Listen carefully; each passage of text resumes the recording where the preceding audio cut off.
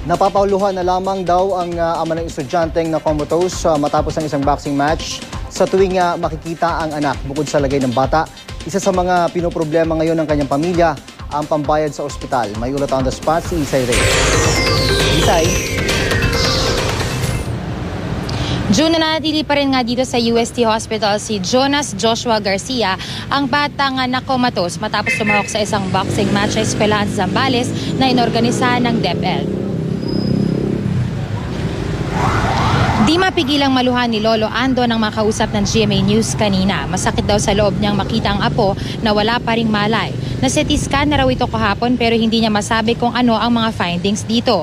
Patuloy rin daw itong tinitignan ng mga doktor pero wala pa raw ibang test na ginagawa rito simula nang ma-admit sila sa kwarto maliban sa pagkuha ng dugo. Tanging ang ama, kapatid na si Raven at siya ang nagbabantay dito. Ang ama raw nito napapaluha parati at sinusubukang gisingin ang anak.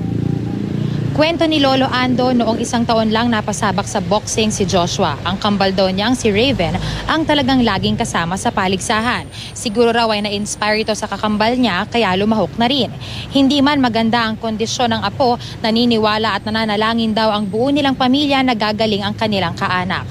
Naikwento rin ito kung paano sila nagkakaproblema pinansyal at naiisip na lumipat na lang ng ospital dahil baka hindi nila kayanin ang gastusin dito.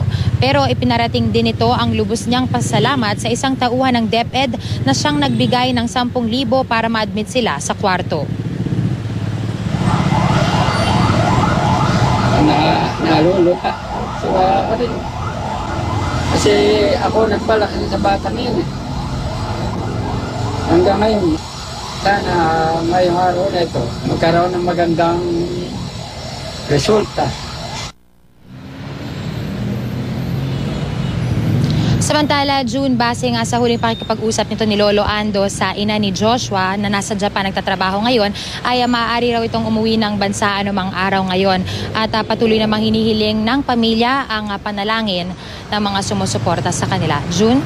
Maraming salamat, Isay Reyes.